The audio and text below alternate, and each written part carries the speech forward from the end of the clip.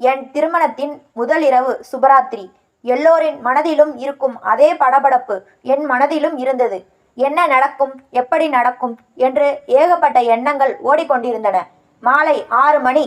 நானும் என் மனைவி அபிராமியும் இன்றுதான் முதல் முறையாக எங்கள் அறையில் தனிமையில் நேரம் செலவிட போகிறோம். திருமணத்திற்காக வந்திருந்த பெரும்பாலான விருந்தினர்கள் கிளம்பிவிட்டனர். 2-3 உறவினர்கள் மட்டும் இருந்தனர். வீட்டில் சில அறைகள் இருந்ததால் எங்களுக்காக ஒரு தனி அறை ஒதுக்கப்பட்டிருந்தது. எப்போது எல்லோரும் சாப்பிட்டு விட்டு தூங்குவார்கள், எப்போது என் மனைவியுடன் அறைக்குள் செல்வேன் என்று ஏங்கிக் கொண்டிருந்தேன். இரவு 8:30 மணிக்கு இரவு உணவு முடிந்தது. நேரம் போகாததால் நான் வெளியே சென்று நண்பர்களுடன் பேசிக் கொண்டிருந்தேன். அவர்கள் என்னை கிண்டல் செய்தார்கள். நானும் பதிலுக்கு அவர்களை சீண்டினேன். இப்போது இரவு 10 மணி. மனதில் ஏகப்பட்ட ஆவல். தாமதமும் ஆகிவிட்டது. நான் வீடு திரும்பினேன். வீட்டிற்குள் நுழைந்த போது விளக்குகள் அணைக்கப்பட்டிருந்தன. வீட்டில் உள்ளவர்கள் அவரவர் இடத்திற்கு சென்று தூங்கிவிட்டனர் என்பதை பார்த்தவுடன் எனக்கு உள்ளுக்குள் கொள்ளை மகிழ்ச்சி. பானை அருகே சென்று ஒரு டம்ளர் தண்ணீர் குடித்தேன். என் அறைக்கு அருகே வந்தேன். கதவு அரைகுறையாக திறந்திருந்தது. நான் உள்ளே சென்றேன். எதிரே அபிராமி கட்டிலில் போர்வையை போர்த்தி கொண்டு படுத்திருந்தாள். கதவை தாளிட்டேன். சென்று கட்டிலில் அமர்ந்தேன். அவள் தூங்கவில்லை, சும்மா படுத்திருக்கிறாள் என்று எனக்கு தெரியும். சில நிமிடங்கள் அமைதியாக இருந்தேன். அவள் போர்வையை விலக்கிவிட்டு எழுந்து உட்கார்வாள் என்று எதிர்பார்த்தேன். கிட்டத்தட்ட 5 நிமிடங்கள் அப்படியே அமர்ந்திருந்தேன். ஆனால் அவளிடம் எந்த அசைவும் இல்லை. இப்போது என்னால் பொறுக்க முடியவில்லை. அபிராமி, அபிராமி என்று மெதுவாக கூப்பிட்டேன். எந்த பதிலும் இல்லை, எந்த அசைவும் இல்லை. அப்போதுதான் அவள் உண்மையில் தூங்கிவிட்டாள் என்பதை உணர்ந்தேன். அவளை எழுப்பலாமா வேண்டாமா என்ற கேள்வி வந்தது. ஒருவேளை திருமண பரபரப்பில் 2-3 நாட்களாக சரியாக தூங்காமல் இருந்திருப்பாள். அதனால் சீக்கிரமே தூக்கம் வந்திருக்கும் என்று என்னை நானே சமாதானப்படுத்தி கொண்டேன். பிறகு நானும் அவள் பக்கத்தில் படுத்துக்கொண்டேன். எனக்கும் களைப்பாக இருந்தது. தூக்கம் வந்தது. ஆனால் இது எங்கள் முதல் இரவு. முதல் இரவிலேயே நான் அறைக்குள் வருவதற்கு முன் அவள் தூங்கிவிட்டாள். நான் என்னையே திட்டிக் கொள்ள ஆரம்பித்தேன். ஏன் வீணாக வெளியே சுற்ற போனேன்? நான் வெளியே போகாவிட்டால் அவள் தூங்கி இருக்க மாட்டாள். இது என் தவறு என்று மனதுக்குள் பேசிக்கொண்டேன். நானும் ஒரு போர்வையை எடுத்து போர்த்தி கொண்டு தூங்கிவிட்டேன். மறுநாள் காலை விழிப்பு வந்தபோது பக்கத்தில் பார்த்தேன். அபிராமி இல்லை. ஒருவேளை எழுந்திருந்திருக்கலாம். கடிகாரத்தை பார்த்தால் காலை 7 மணி. என் உடலிலும் கண்களிலும் இன்னும் அதிக தூக்கம் இருந்தது. அதனால் மீண்டும் தூங்கிவிட்டேன். நான் மறுபடியும் எழுந்தபோது மணி 9. அபிராமிதான் வந்து என்னை தட்டி எழுப்பினாள். அவள் முகத்தை பார்த்தேன். நேற்று இரவு தாமதமாக வந்ததற்காக மன்னிப்பு கேட்கலாமா என்று நினைத்தேன். ஆனால் அவள் என்னை தூக்கிவிட்டு உடனே வெளியே சென்று விட்டாள். ஒரு வார்த்தை கூட பேசவில்லை. நானும் எழுந்து குளியலறைக்கு சென்றேன். பிறகு அபிராமி எனக்கு காலை சிற்றுண்டி கொண்டு வந்து கொடுத்தாள். என் மனைவி கையால் சாப்பிடும் முதல் உணவு. சிற்றுண்டி வழக்கத்தை விட அதிக சுவையாக இருந்தது.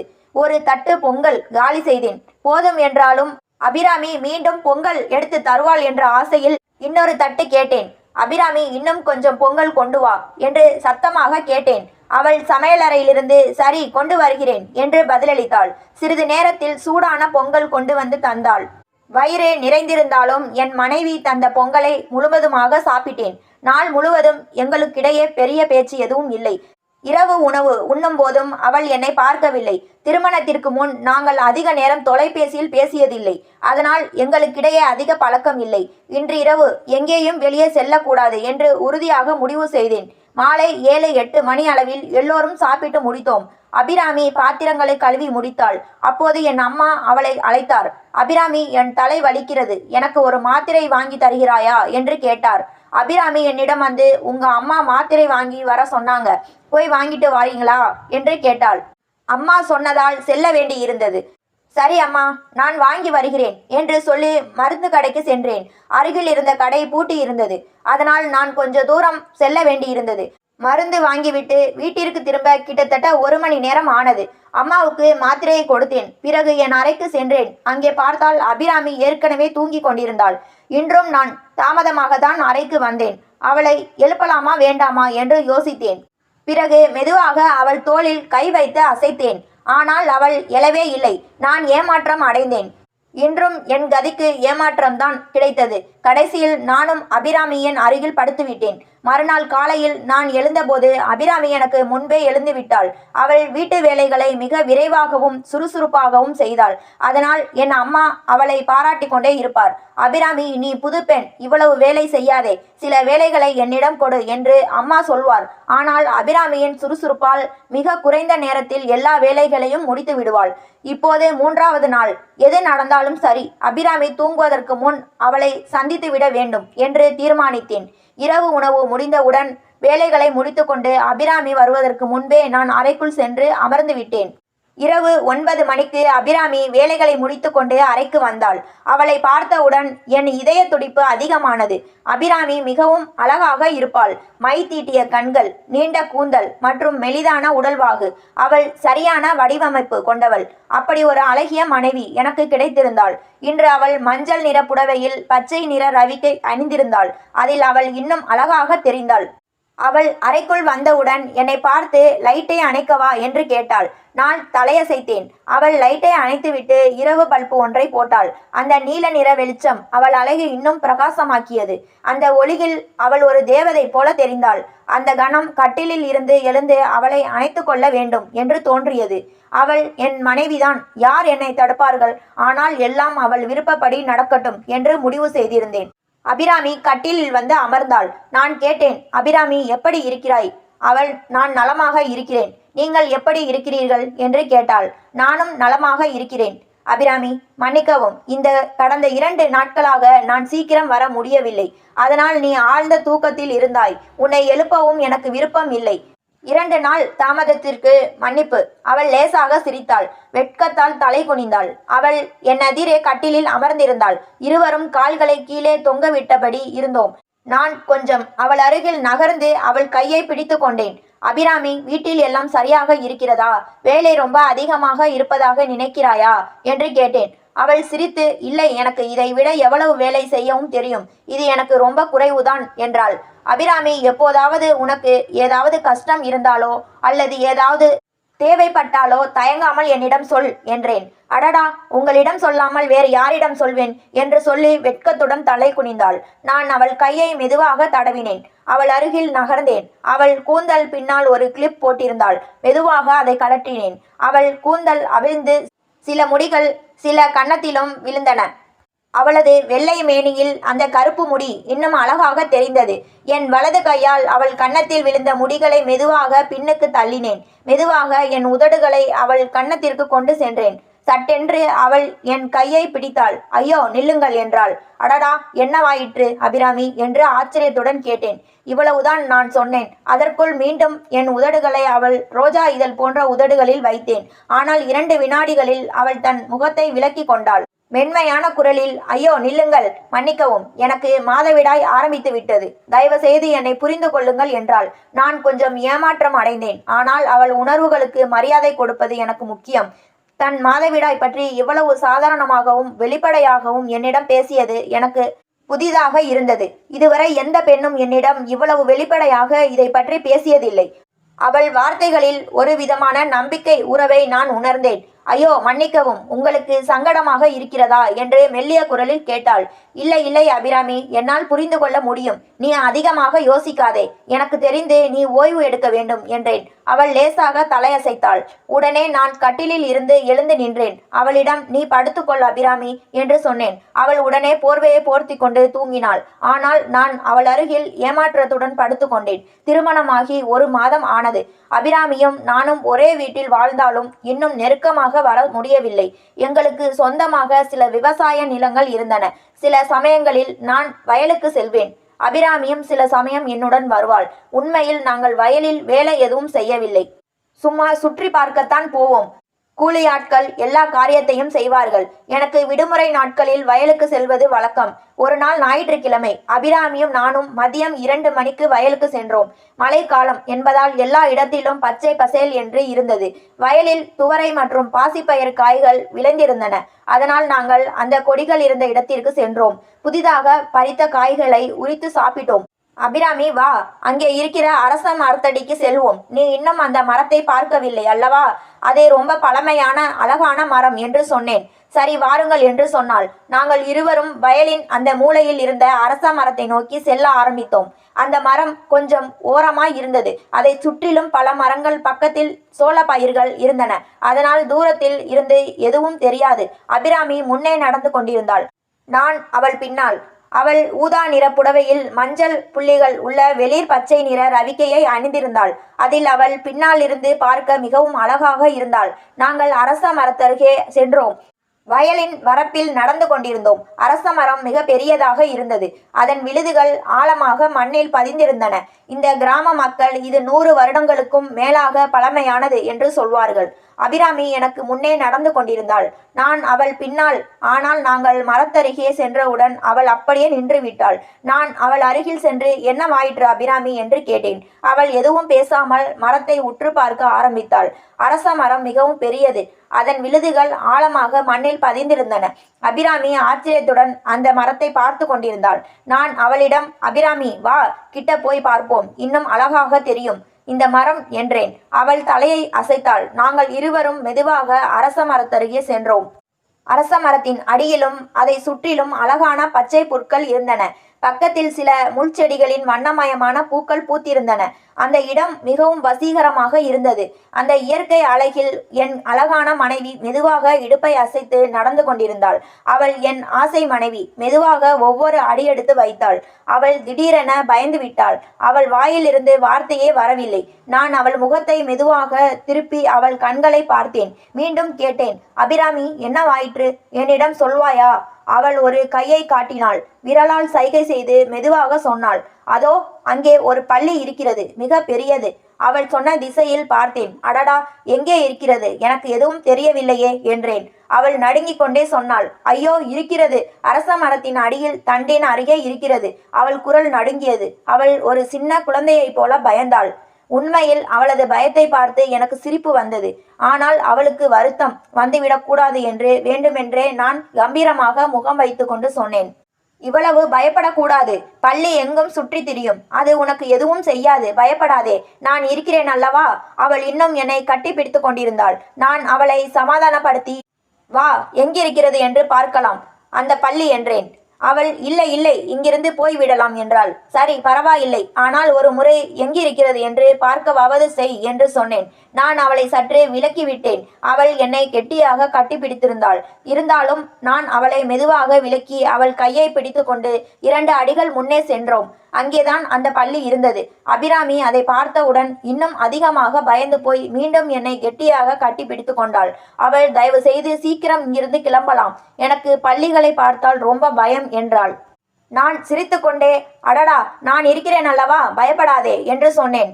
ஆனால் அவள் இவ்வளவு கெட்டியாக என்னை கட்டிப்பிடித்திருந்ததால் அவளது முழு உடலும் என் உடல் மீது இருந்தது. அபிராமி, நான் இருக்கிறேன் அல்லவா, பயப்படாதே என்று அவள் காதருகே மெதுவாக சொன்னேன். அவள் இதயம் வேகமாக அடித்து கொண்டிருந்தது. அவளது ரோஜா இதழ் போன்ற உதடுகள் சற்று விரிந்து லேசாக நடுங்கின. நான் என் ஒரு கையை அவள் இடுப்பை சுற்றி போட்டு அவளை மெதுவாக என் அருகில் இழுத்தேன். சரி, நாம் அங்கே போகலாம் சரியா என்று கேட்டேன். அவள் தலையை மட்டும் ஆட்டினாள்.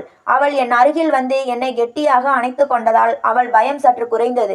ஆனால் அவள் என்னை விடுவதாயில்லை. அடடா, நீ என்னை விட்டால்தானே நாம் முன்னே போக முடியும் என்று சிரித்து கொண்டே சொன்னேன். அவள் மறுப்பு தெரிவித்து தலையை ஆட்டினாள். மீண்டும் தன் முகத்தை என் மார்பில் மீது வைத்து 2 கைகளாலும் இன்னும் இறுக்கமாக என்னை கட்டிப்பிடித்தாள். சரி, நான் உன்னை தூக்கி செல்கிறேன் என்று அவளை சமாதானப்படுத்தினேன். நான் அவளை சற்றே விலக்கி 2 கைகளாலும் தூக்கினேன். ஒரு கையை அவள் இடுப்பின் பின்னே வைத்து மற்றொன்றை அவள் கழுத்தின் கீழே வைத்தேன். பிறகு அவளை கெட்டியாக பிடித்துக்கொண்டு மெதுவாக அரச மரத்தின் இருந்து விலகி செல்ல ஆரம்பித்தேன். சிறிது தூரம் சென்றால் அங்கே ஒரு புளிய மரம் இருந்தது. அபிராமி, நாம் அங்கே புளிய மரத்தருகே செல்லலாமா என்று கேட்டேன். அவள் தலையை மட்டும் ஆட்டினாள். நான் அவளை இன்னும் கெட்டியாக பிடித்துக்கொண்டு நடக்க ஆரம்பித்தேன். சுற்றுமுற்றும் யாரும் இல்லை. மேலும் அந்த மூலைக்கு யாரும் அதிகம் வரமாட்டார்கள். ஒரு முறை அவள் முகத்தை பார்த்தேன். அவள் அவ்வப்போது என்னை பார்த்தாள். பிறகு கண்களை மூடிக்கொண்டாள். ஒரு கணம் அவளது ரோஜா இதழ் போன்ற உதடுகளில் ஒரு லேசான முத்தம் கொடுக்க வேண்டும் என்று தோன்றியது. ஆனால் அவசரம் காட்டவில்லை. மெதுவாக நாங்கள் புளிய மரத்தருகே வந்து சேர்ந்தோம். அபிராமி இப்போது இறங்கலாமா என்று கேட்டேன். அவள் முகம் இன்னும் சிவந்தது. நான் இரு கைகளாலும் அவளை பத்திரமாக மெதுவாக கீழே இறக்கிவிட்டேன். அவள் என் அருகில் புளிய மரத்தின் அடியில் நின்றாள். மிக அருகில் நான் அவள் கண்களை பார்த்தேன். அவள் என் கண்களை பார்த்தாள். அந்த நேரத்தில் வார்த்தைகள் இல்லாமல் கூட நிறைய விஷயங்கள் பேசப்பட்டன. என்னவாயிற்று அபிராமி, ஏன் இப்படி பார்க்கிறாய்? ஒன்றுமில்லை, சும்மா நன்றி என்று மெதுவாக சொன்னாள். எதற்கு நன்றி? என்ன, பள்ளியிலிருந்து காப்பாற்றியதற்காகவா? அவள் லேசாக சிரித்தாள். நான் புன்னகையுடன், அடடே பைத்தியக்காரி, அது பள்ளி, புலி இல்லை. அது நம்மை கண்டு பயப்படும், எதுவும் செய்யாது.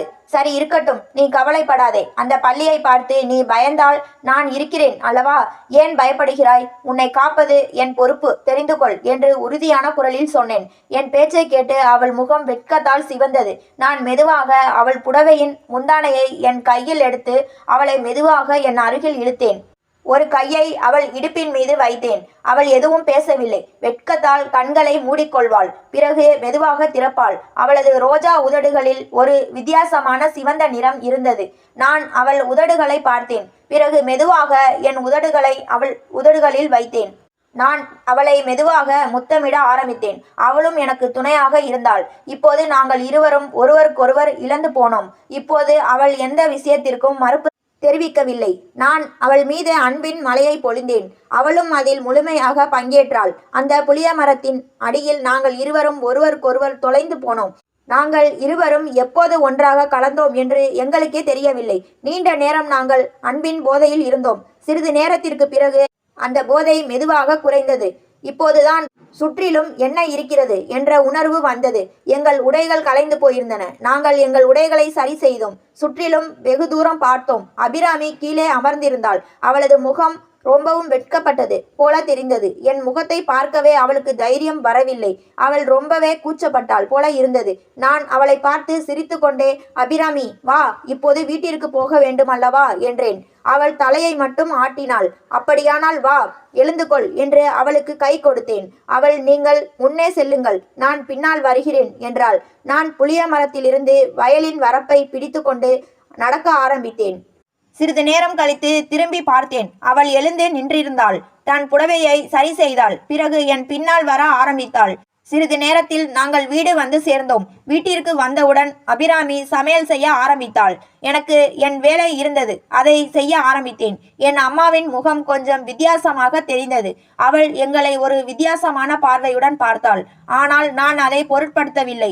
மாலை சமையல் முடிந்தவுடன் எல்லோரும் சாப்பிட அமர்ந்தோம். சாப்பிடும்போது அம்மா வேண்டுமென்றே கேட்டாள், என்ன இன்று வயலுக்கு போயிருந்தீர்கள் அல்லவா? 2 கணவன் மனைவியும் வயலில் என்ன செய்தீர்கள்? ஏதாவது வேலை செய்தீர்களா அல்லது சும்மா சுத்தி பார்த்துவிட்டு வந்தீர்களா? இல்லை அம்மா, கொஞ்சம் வேலை செய்தோம். வயலில் கொஞ்சம் களைகள் இருந்தது, அதை எடுத்தேன் என்றேன். அப்படியா? ஓ என்று அம்மா சிரித்து கொண்டே சொன்னாள். அபிராமி தன் முகத்தை கீழே வைத்து கொண்டாள். அவள் எதுவும் பேசவில்லை. அவள் முகத்தில் வெட்கமும் கூச்சமும் தெளிவாக தெரிந்தது. சிறிது நேரத்தில் நாங்கள் சாப்பிட்டு முடித்தோம். சாப்பிட்ட பிறகு நான் வெளியே சிறிது நேரம் சுற்ற சென்றேன். சிறிது நேரம் கழித்து திரும்பி வந்து அறைக்குள் சென்றேன். அபிராமி கட்டிலில் அமர்ந்திருந்தாள். நான் உள்ளே போனவுடன் அவள் லேசாக சிரித்தாள், வெட்கப்பட்டாள். நான் அவள் அருகில் சென்று அமர்ந்தேன். ஆனால் இப்போது அபிராமி என்னுடன் மிகவும் சுதந்திரமாக பேசினாள். அவள் பேச்சில் இப்போது முன்பு இருந்த கூச்சம் இல்லை. அவள் கண்களில் ஒரு வித்தியாசமான ஒளி இருந்தது. அபிராமி, ஒரு விஷயம் கேட்கலாமா? ஓ, கேளுங்கள். அடடா, நம் கல்யாணமாகி கிட்டத்தட்ட 1.5 மாதம் ஆகிறது. ஆனால் நீ ஏன் இவ்வளவு பயந்தாய்? நான் அருகில் வந்தால் கூட உனக்கு என்ன பயம் வந்தது? அபிராமி சில நொடிகள் அமைதியாக இருந்தாள். பிறகு மெதுவாக சொன்னாள், உண்மை சொல்லட்டுமா? ஓ சொல். நான் மிகவும் சின்ன பெண்ணாக இருந்தபோது எங்கள் பக்கத்து வீட்டில் ஒரு தம்பதி இருந்தார்கள். நான் சில சமயம் அவர்கள் வீட்டிற்கு செல்வேன். ஒரு முறை மதியம் விளையாட போய் திடீரென அவர்கள் வீட்டிற்கு சென்றேன். ஆனால் அப்போது அவர்கள் இருவரும் ஒன்றாக இருந்தார்கள். அவர்களின் படுக்கை அறையில் அவர்கள் உடலில் உடை இருக்கவில்லை. அவர்கள் கணவன் மனைவிதான். அதனால் தாம்பத்திய உறவில் இருந்தார்கள். ஆனால் அப்போது எனக்கு எதுவும் புரியவில்லை. அந்த பெண்ணின் வாயிலிருந்து பலவிதமான சத்தங்கள் வந்தன. அது அவளை அடிக்கிறான் என்று நான் நினைத்தேன். அதனால் நான் ரொம்பவே பயந்து போனேன் என்று அமைதியாக சொன்னாள். நான் அவளை அமைதியாக கேட்டுக்கொண்டிருந்தேன். அவள் தொடர்ந்து சொன்னாள், என் தெருவில் என்னை விட பெரிய ஒரு பெண் இருந்தாள், என் தோழி. நான் அவளிடம் இந்த பூர்வாங்கத்தை பற்றி சொன்னேன். அவள் சொன்னாள், அடடா, அவர்கள் கணவன் மனைவி, அவர்கள் அப்படித்தான் செய்வார்கள். ஆனால் எனக்கு எதுவும் புரியவில்லை. நான் ரொம்பவே பயந்து போனேன். அந்த சம்பவத்தின் பயம் என் மனதில் ஆழமாக பதிந்தது. அவள் சிறிது நேரம் நிறுத்தினாள். பிறகு மெதுவான குரலில் சொன்னாள், என் மனதில் எப்போதும் ஒரு பயம் இருந்தது. கல்யாணம் ஆன பிறகு கணவன் மனைவியும் அப்படித்தான் செய்வார்கள். அதனால் அந்த பெண்ணுக்கு ரொம்ப துன்பம் வந்திருக்கும். அதனால் தான் அவள் அப்படி சத்தம் போட்டாள். அவள் முகம் அப்போது எனக்கு ரொம்பவே பயங்கரமாக தெரிந்தது. ஆனால் நான் சின்ன பெண்ணாக இருந்ததால் எனக்கு எதுவும் புரியவில்லை. அபிராமியின் கண்களில் பழைய நினைவுகளின் பயம் தெளிவாக தெரிந்தது.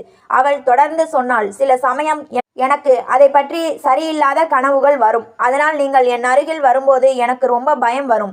இந்த பயத்தால் தான் நான் உங்களிடம் இருந்து விலகியே இருந்தேன். நான் அவள் கையின் மீது மெதுவாக என் கையை வைத்து அவளை பாசத்துடன் பார்த்தேன். அபிராமி, இப்போது நீ கவலைப்பட தேவையில்லை. நான் உன்னுடன் இருக்கிறேன் என்று சொன்னேன். அவள் லேசாக சிரித்தாள். ஆனால் அவள் கண்களில் இன்னும் கூச்சமும் உணர்ச்சிகளும் நிறைந்திருந்தன. சரி அபிராமி ராணி, ஆனால் இப்போது உன் மனதில் அப்படிப்பட்ட பயம் எதுவும் இல்லையல்லவா என்று மெதுவாக கேட்டேன். இல்லை, இப்போதில்லை என்று அவள் மனதோடு சொன்னாள். நான் லேசாக சிரித்து அவளை என் அருகில் அணைத்து கொண்டேன். எனக்கும் ஒரு விஷயத்தை அபிராமியிடம் சொல்ல வேண்டியிருந்தது. அந்த மதிய சம்பவம், அரச மரத்தடியில் அவள் பார்த்த அந்த பள்ளி.